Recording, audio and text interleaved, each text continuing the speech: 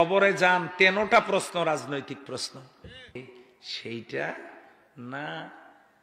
কবরের প্রথম প্রশ্ন মান রব্বুকা, অর্থ হলো তুমি আইন মেনেছো কার, সার্বভৌমত্ব মেনেছো কার।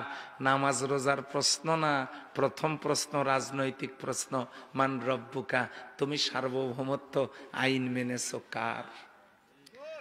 2 নম্বরের প্রশ্ন আমার দিনুকা, এখানেও নামাজ রোজা হজ যাকাতের প্রশ্ন না, আমার দিনুকা, তুমি কোন দলের লোক, কোন দলের লোক।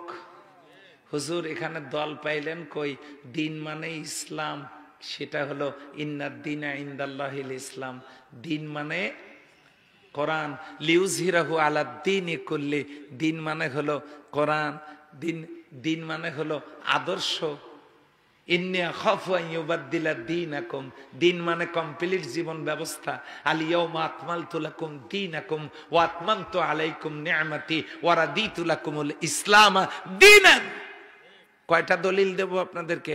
দিন মানে আন্দোলন, দিন মানে সংগঠন, দিন মানে মালিক ইয়াউমুদ্দিন, দিন মানে কিয়ামত। তাহলে আমার দিনুকা, তুমি কোন দলের লোক। এটাও রাজনৈতিক প্রশ্ন, নামাজ রোজার প্রশ্ন নয়। 3 নম্বরের প্রশ্ন আমার নবিউকা, নাবা, নাবা মানে ব্রেকিং নিউজ, নাবা মানে সংবাদ শিরোনাম, নাবা মানে হেডলাইন্স। সেখান থেকে নবী, নবী মানে মেসেঞ্জার, নবী মানে সংবাদদাতা, নবী মানে সাংবাদিক। কিসের সংবাদ? নিউজ, এনতে নর্থ, ইতে ইস্ট, একটা হলো উত্তর, একটা পূর্ব, ডাব্লুতে ওয়েস্ট পশ্চিম, আর এসতে হলো সাউথ, তার মানে দক্ষিণ। পূর্ব পশ্চিম উত্তর দক্ষিণ মিলে ইন দ্য আর্থ, গোটা পৃথিবী। এই পৃথিবীর সমস্ত সংবাদ যিনি পরিবেশন করেন তিনি হলেন নবী, লিডার। তার মানে অমান নাবিউকা, তোমার নেতাকে। তুমি আইন মেনেছো, সার্বভৌমত্ব মেনেছো কার, দল করেছো কোনটা, তোমার দলের নেতাকে। শেষ প্রশ্নটাও নামাজ রোজা হজ যাকাতের প্রশ্ন নয়, এটাও রাজনৈতিক প্রশ্ন। 3টে রাজনৈতিক প্রশ্ন কবরে। আর এই লোক বলে হুজুর শেষ পর্যন্ত আপনিও রাজনীতি করেন,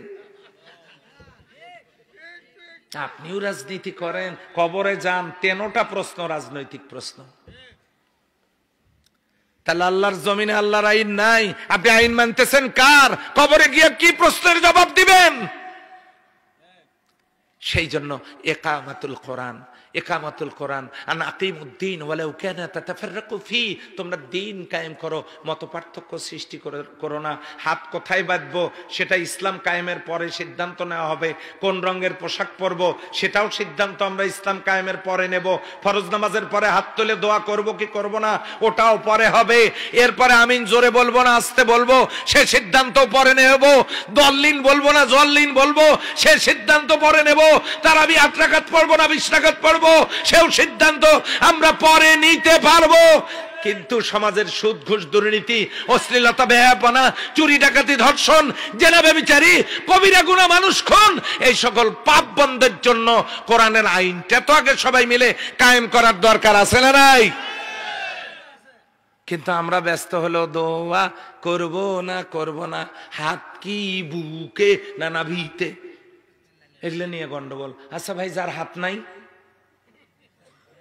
সে কোথায় বাঁধবে? তার কি নামাজ হবে না? তাহলে এগুলো নিয়ে গন্ডগোল না করে আসেন সবাই মিলে কোরআনের সমাজ কায়েম করি। এর নাম ইকামাতুল কোরআন।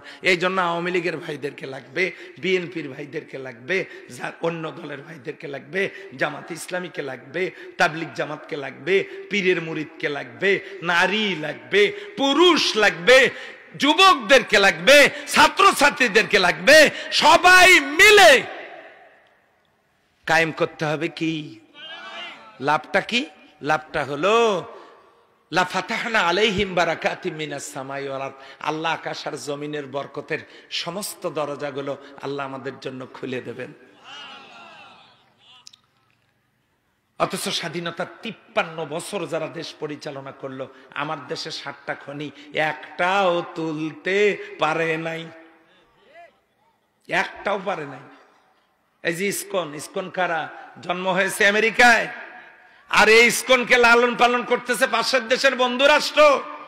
কারণ আমার দেশের 1000 বছরের সাম্প্রদায়িক সম্প্রীতি কোন ধর্মীয় সংখ্যালঘুদের সাথে আমাদের কোনো দ্বন্দ্ব সংঘাত নাই, আছে বলেন? মসজিদের পাশেই মন্দির, একসাথে তারা তাদের নিজেদের উৎসব পালন করছে, কোনো গন্ডগোল নাই। অথচ তারা ইসকনের নামে সাম্প্রদায়িক সম্প্রীতি বিনষ্টের জন্য তারা তো আত্মপ্রকাশ করেই একজন মুসলিম আইনজীবীকে হত্যা করেছে, জবাই করে। সাম্প্রদায়িক সম্প্রীতি নষ্টের জন্য ওদেরকে লেলিয়ে দিয়েছে। দেশের মধ্যে অশান্তি সৃষ্টি করার মাধ্যমে তারা পার্বত্য চট্টগ্রামের 3টে জেলাকে নিয়ে আলাদা রাষ্ট্র করতে চায়। কেন করতে চায় জানেন? ওই পার্বত্য চট্টগ্রামের পাহাড়ের নিচেই তো বাংলাদেশের সীমানায় আল্লাহ তাআলা স্বর্ণের খনি দিয়েছেন। এটা তারা চিন্তাই করতে চায়। এই মাহফিলে জিজ্ঞাসা করতে চাই, এক ফোঁটা রক্ত থাকতে আমি যদি দুনিয়ায় বেঁচে না থাকি, আমি অনুরোধ জানিয়ে গেলাম, এক ফোঁটা রক্ত শরীরে থাকতে আমার দেশের মাটির 1 ইঞ্চি মাটিও কোন ভিনদেশী শকুনদের হাতে আমরা তুলে দেব না। কারা কারা রাজি আছেন হাত তুলে দেখান। আলহামদুলিল্লাহ। সম্মানিত ভাইয়েরা, এই জন্য ওরা ষড়যন্ত্র করতেছে। আমার দেশের মাটির নিচে স্বর্ণ, আমার দেশের মাটির নিচে তেল, আমার দেশের মাটির নিচে কয়লা, আমার দেশের মাটির নিচে লোহা, আমার দেশের মাটির নিচে পাথর, ইউরেনিয়াম, গ্যাস। বিদেশ থেকে যন্ত্র এনে এই খনিজ সম্পদগুলো উত্তোলনের কাজ করলে কোন যুবক বেকার থাকতো না, বৈষম্য বিরোধী আন্দোলন করা লাগতো না। কিন্তু তা না করে হাজার হাজার কোটি টাকা দিয়ে বেগম পাড়ায় বাড়ি, সুইস ব্যাংকে টাকা জমানো, দেশ থেকে কোটি কোটি হাজার হাজার কোটি মিলিয়ন বিলিয়ন ট্রিলিয়ন ডলার অর্থ পাচার করে দেশটাকে পঙ্গু বানানো হয়েছে। লক্ষ লক্ষ যুবক বেকার, ছেলেরা বৈষম্য বিরোধী আন্দোলন করছে। আমার দেশের এই ত্রাহি ত্রাহি অবস্থা কেন? সমাজ ভালো হয় না কারণ দুইটা, এক, আল্লাহর কোরআনের আইন চালু নাই, 2, সৎ এবং যোগ্য নেতা নাই। যদি করতে পারি ভাই, তাহলেই এই মাহফিল সার্থক হবে, তাহলেই এই মাহফিল সফল হবে, ধন্য হবে। আমরা কি সেই কোরআনের সমাজ কায়েমের জন্য যারা কথা বলেন তাদের সাথে এই কোরআনের সমাজ কায়েমের কাজে অংশগ্রহণ করতে রাজি কি আছি? নাকি কোন দলের সিঙ্গাড়া মার্কা কর্মী হইয়া, চা বিস্কিট মার্কা কর্মী হয়ে, চা সিঙ্গাড়া জীবনে খান নাই, খাবার নাই, রোজা রাখেন, পরনে কাপড় নাই, তালিযুক্ত কাপড় পরেন, তারপরেও সিঙ্গাড়া খাইয়া নিজের মাথাটা কারো কাছে বিক্রি করে দিয়েন না। আপনি শুধু এতটুকুন বলেন, সবাইকে দেখা শেষ, আল কোরআনের বাংলাদেশ। আমরা সবাইকে দেখেছি। উন্নয়নের দোহাই দিয়েন না, ক্ষমতায় তো ছিলেন, আপনারা তো পারেন নাই দুর্নীতি বন্ধ করতে, নতুন করে করবেন তার গ্যারান্টি কোথায়? সবাইকে দেখেছি, এখন শুধু কোরআনকে দেখব, পারা যাবে না? এই সিদ্ধান্ত যদি নিতে পারি তবেই দুনিয়া এবং মিলবে অবারিত করুণা এবং রহমত। আল্লাহ সুবহানাহু ওয়া তাআলা আমাদের সবাইকে কোরআনের পথে কবুল করুন। কোরআন যাতে কিয়ামতের দিন আমাদের পক্ষের দলিল হয়, এতটুকু আশাবাদ ব্যক্ত করে আমি আমার কথা শেষ করছি।